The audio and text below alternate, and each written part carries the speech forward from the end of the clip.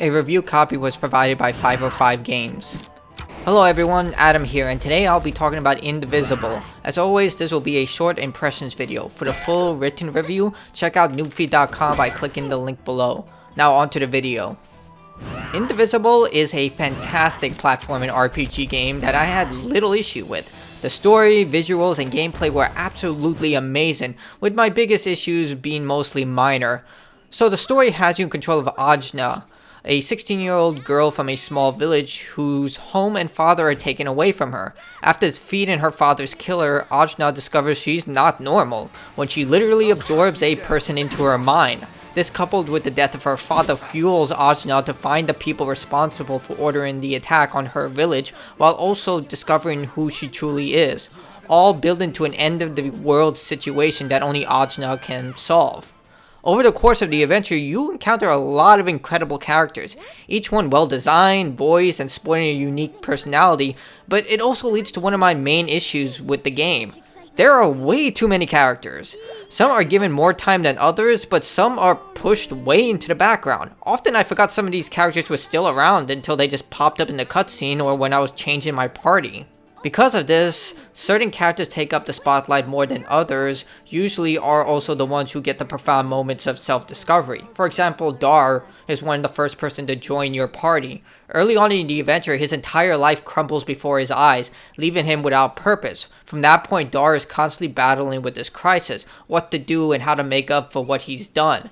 Ajna has similar moments of self-discovery. Despite wanting to do the right thing, Ajna comes to realize her actions have major consequences, and she needs to take responsibility for them, leading to several profound moments where Ajna learns and becomes a better person because of this. You will explore a wide array of locations throughout Ajna's journey. The locations you'll explore combines both platforming and Metroidvania-like exploration. You'll use a variety of abilities taught and tools given to Ajna over the course of the adventure to get through certain obstacles. For example, you can use a spear to leap higher into the air or sprint through boulders. I did find some of the areas to be giant teases, such as when you come to your first big town. You see so many NPCs, buildings, and you just want to go exploring, but then you find out you can only go in this specific linear path and there's nothing much you can do, seeing that Ajna doesn't like money for some reason and you can't go into shops. The developers did include a lot of save points at the end of each platforming section, which I found a bit odd, but the save system is fantastic, allowing you to reload old save files within the save files. So if you want to reload a specific section during a file, you can, and it's pretty well done.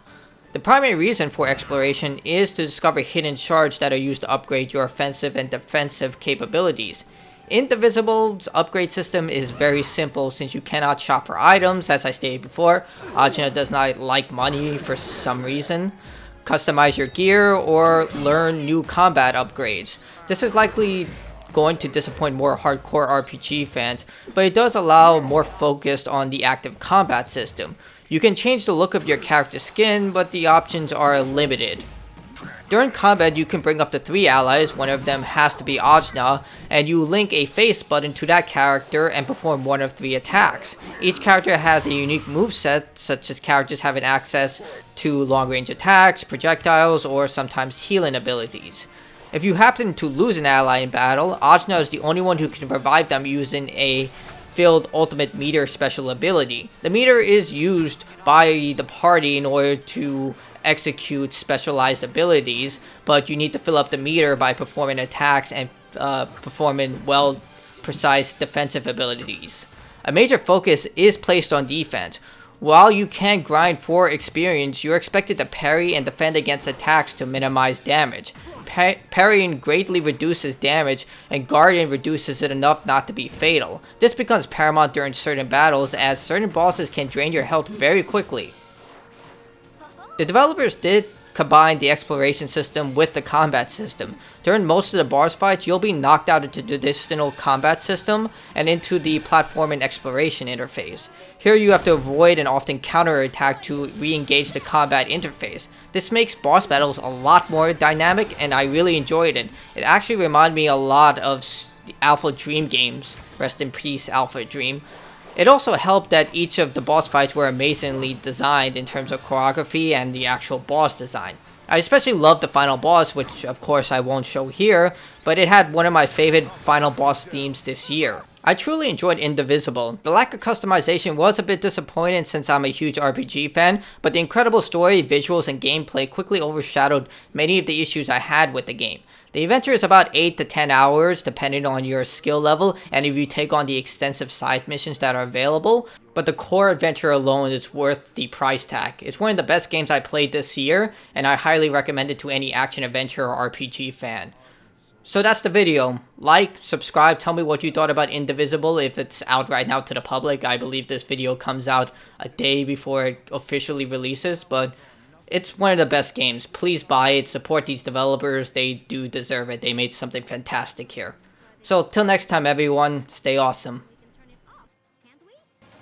Not without destroying all the control devices in the power room, which... Oh, that! Let's do that! Yeah, that sounds good. Which could power down the fortress and kill us all, if you'd let me finish. Please recall we're flying leagues above the ground right now. We'll deal with that problem when we come to it. Yeah, Dar, get it together.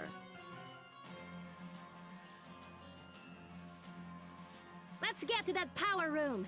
Axe, time to redeem yourself.